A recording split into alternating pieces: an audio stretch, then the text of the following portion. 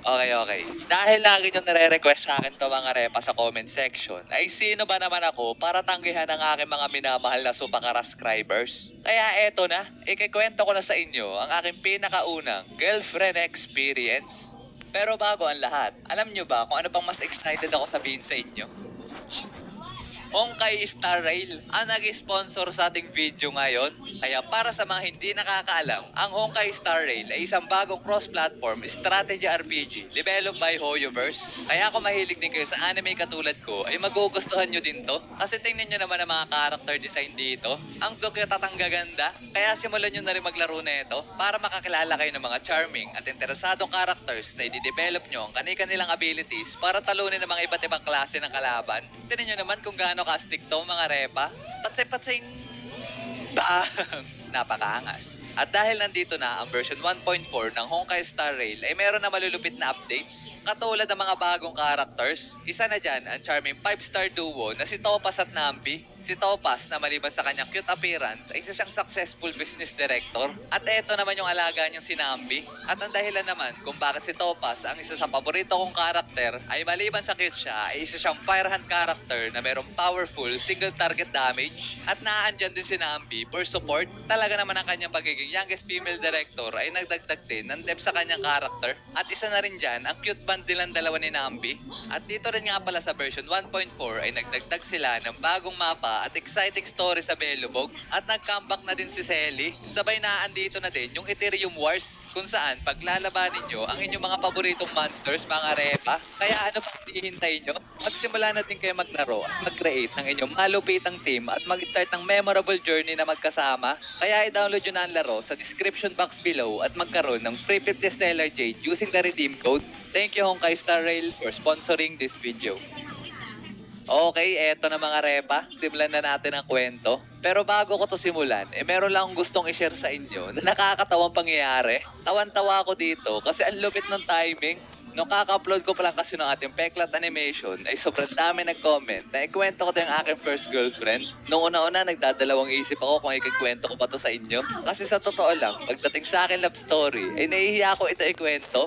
Pero nakakatawa yung unang girlfriend experience ko. Kaya parang gusto ko rin to ikwento sa inyo. Ang problema lang ay ayaw ko nagmumukha ako nagfe-flex pag kwento ko to sa inyo.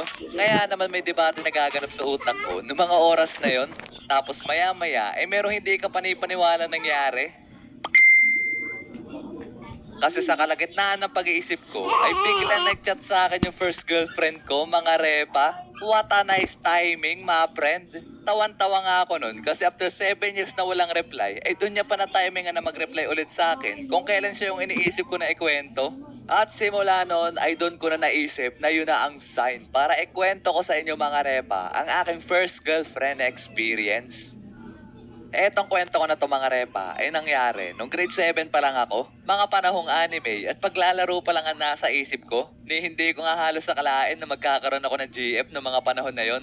Dati kasi, dun sa school na pinapasukan ko, ay may dalawang building na magkatabi. Yun ay ang Building A at Building B. At nasa Building A, ang room namin noon. At dahil magkatapat lang at malapit sa isa't isa, yung dalawang building sa school namin na yun, ay kitang-kita namin yung room sa kabilang building. At hindi ito ganong kalayuan. As in, kaya mo makipag-usap doon sa mga tao sa kabilang building. What's your name? What? What is your name? Naging talamak pa nga ligawan dati doon sa katapat na building namin na yon. As in, nagliligawan yung mga klasiko at yung mga naando sa katapat ng room namin. Yun yung usong-uso doon dati. Kasi hindi lang yung section namin na nagawa nun. Halos lahat. Talaga namang maya-maya may maririnig ka na lang bigla na nagsisigawan ng pick-up lines. May mga nag-I love youhan pa nga gamit ng sign language na sila din na nag-imbento. Para nga sila mga ninja sa mga pinaggagawa nila na yon. Madami pa nga sila mga pinaggagawa nun. Habang ako, parang kulangot lang dun sa Ledgy kasi hindi ko kaya yung mga pinaggagawa nila. Feel ko kasi nun para sobrang bata ako pa para magka-jowa. Pero meron ako nung dalawang tropa na kasama din sa mga nanliligaw dun sa tagakatapat namin na building. At simula nung napasagot na nila yung mga nililigawan nila sa kabilang building, ay dito na nagsimula yung mga hindi inaasahan na pangyayari. Uy Rio, single ka pa, di ba? Ha? Bakit? Ngiting may binabalak kayo ah. Di pre, baka gusto mo kasi magka-jowa. Kaya nga pre, may rereto kami sa'yo. Sira ulo, hindi naman ako nagpapahanap ng jowa. Yung naging GF kasi nung dalawa kong tropa mga repa ay magkaibigan at meron pa silang isa pang kaibigan na babae at yun ang nirereto ng dalawa kong tropa sa akin.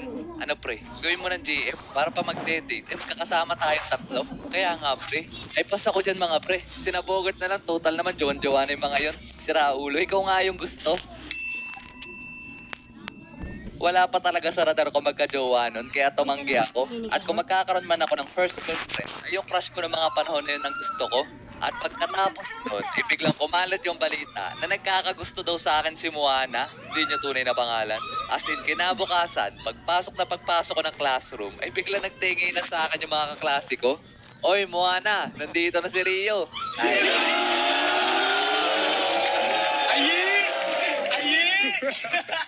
talaga namang, oh my God. Gusto ko na lang maglaho na parang bula noong mga oras na yon. As in, kabutil yung pawis ko sa hiyanon.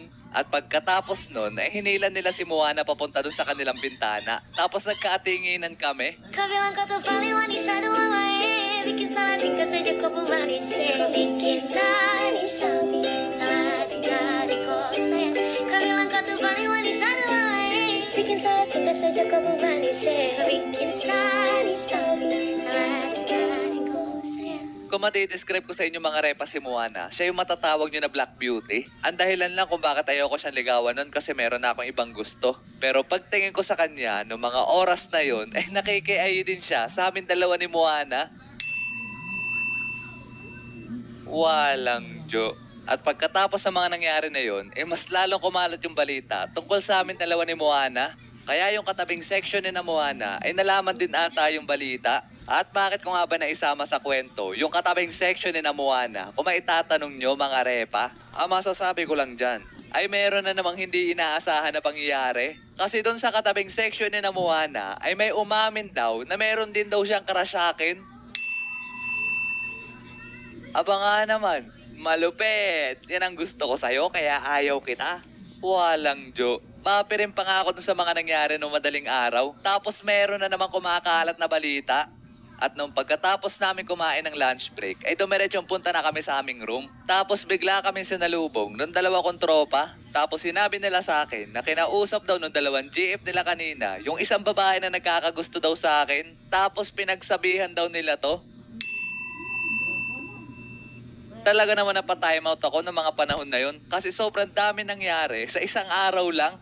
At pagkatapos nun, eh halos araw-araw na akong kinukulit ng mga kaibigan ni Moana at mga kaibigan ni Aya. Hindi niya rin tunay na pangalan. At pinipilit ako na gawin ko na daw GF yung kaibigan nila. As in halos isang linggo, eh puro ganun ang pinaggagawa nila. Ewan ko nga ba sa mga yun. Kasi parang ginawa na nilang kompetensya. Kaya nung mga panahon na yun, eh kabado 20 ako lagi pag naglalakad ako sa school. Tapos one time, eh may plinano pala yung dalawa kong tropa sa akin. Oy pre, laro tayo mamayang uwian ng Bleach versus One Piece. Doon tayo dumaan sa likod ng school. Kaya tara. At pagkatapos ng klase namin na yun, ay uwian na. Sabay dumiretso kami punta ng dalawang tropa ko dun sa may back gate. Tapos maya-maya ay hindi ko inaasahan na ambush pala yun. Tapos pinalibutan ako bigla ng mga kaibigan ni Moana. Paano nyo nagawa to sa akin?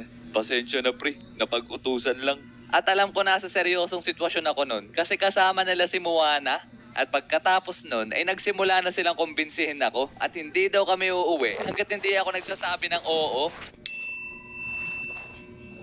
At makalipas ng ilang minuto, ay grabe yung pagpe-pressure nila sa akin. Di rin ako makaimik ng ayos kasi naandun si Moana. Hanggang hindi ko na kinaya at napa-oo na lang ako.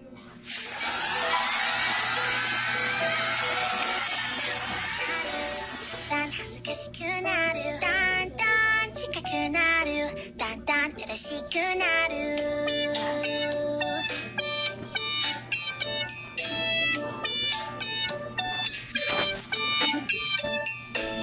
At dahil sa pinilit lang ako nun, ay hindi talaga mag-sink in sa utak ko na may girlfriend na ako.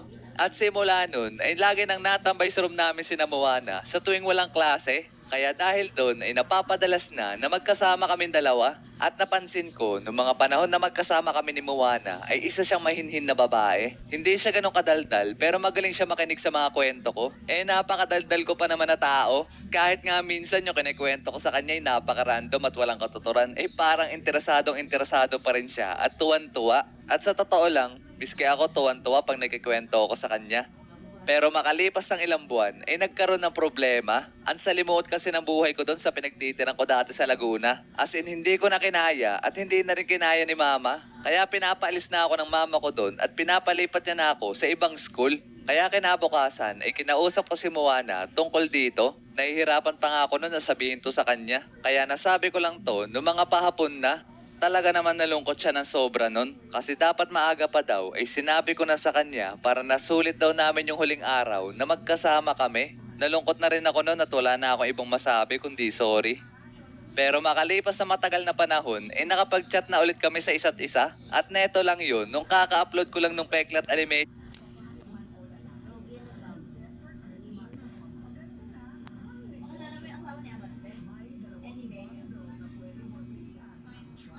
Birthday ngayon, pinapunta yung banda. Oh, yan, blue na.